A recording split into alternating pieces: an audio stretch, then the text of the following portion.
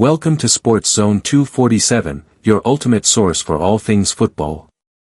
Stay up to date with the latest football news.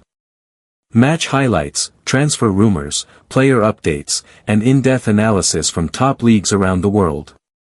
Our first news is Newcastle's 3 conditions to allow Alexander Isak to complete Liverpool transfer. Newcastle want their £150 million valuation met and also want to bring in 2 new players before even considering sanctioning a move for Alexander Isak to join Liverpool. Alexander Isak is determined to quit St James's Park, even after crisis talks with the Newcastle hierarchy. Newcastle striker Isak repeated his desire to move before the transfer window shuts on Monday and has his heart set on joining Liverpool. Liverpool have had 1 bid turned down and will go back if they get any encouragement, but they are miles apart from meeting Newcastle's £150 million valuation. Newcastle chairman Yasser Al-Rumayyan is trying to broker an agreement which would see Isak remain at St James's Park. Club directors Jamie Rubin and Jacobo Solis held talks with Isak at his house on Monday before Newcastle's game with Liverpool. The idea was to try and find a solution to reintegrate Isak back into Newcastle's first-team squad, as the Sweden international has missed the first 2 games of the season because he is on strike. But Isak made it very clear that he has not had a change of heart and wants to join Liverpool. Isak issued a public statement last week in which he accused the club of broken promises and said the relationship can't continue. Despite Newcastle's best efforts to bring Isak back into the fold, the saga looks set to run until the end of the window. It remains to be seen whether Newcastle will sanction a transfer with time running out for them to find replacements in the transfer market. Newcastle want their valuation met and also want to bring in 2 new players before even considering sanctioning a move. They have been adamant all summer they do not want to sell, but their resolve is likely to be tested again before the end of the window. Newcastle have been chasing Brentford's Yoane Wissa but have had 2 bids turned down, with the second worth up to £40 million. They have also had a £50 million bid turned down for Wolves striker Jørgen Strand Larsen, with the Midlands club insisting they will not sell and they want to give the Norway international a new contract. Our last news is Arne Slot admits Virgil van Dijk chat before Liverpool error, definitely the wrong decision. Liverpool were made to sweat by Newcastle at St James' Park on Sunday, with Rio Nguma netting the winner after the hosts had come from 2 goals behind after being reduced to 10 men. But they were made to work for their victory after Newcastle largely dominated the game.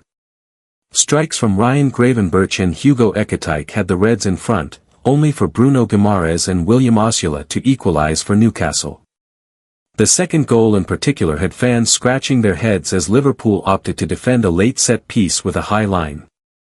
The ball was nodded on by Dan Burn, with it eventually finding its way to Osula. That decision looked to be down to Van Dijk, and while Slot was aware that it might not have been the best call, he was sure the Dutchman held little blame.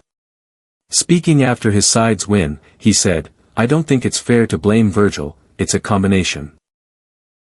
He has contact with us on the bench.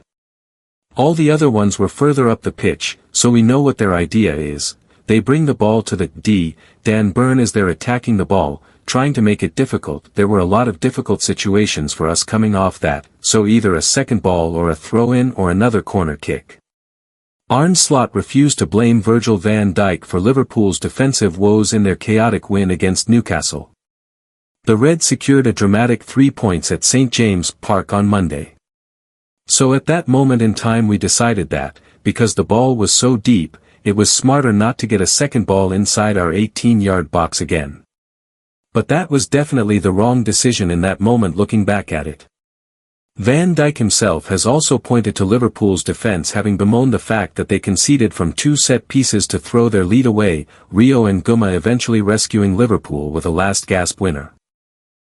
"We all know it's a difficult place to come," Van Dijk said. "We know there was a lot of oil on the fire this week to get Newcastle fired up. What happened tonight was expected and, for us, the disappointing part was that we conceded 2 set pieces. That shouldn't happen, but overall great 3 points, move on and focus on the next one." Liverpool had already looked vulnerable so far this season, having also let a 2-0 lead slip in their first game of the season against Bournemouth, Antoine Semenyo scoring both. But once again, the Reds were rescued by late goals from Federico Chiesa and Mohamed Salah. Slot's side will certainly hope to find a little bit more defensive rigidity this coming weekend as they welcome title rivals Arsenal to Anfield. If you love football transfer updates, league news, and all things soccer, don't forget to subscribe to our channel. Let's stay connected and keep up with the latest from the world of football together.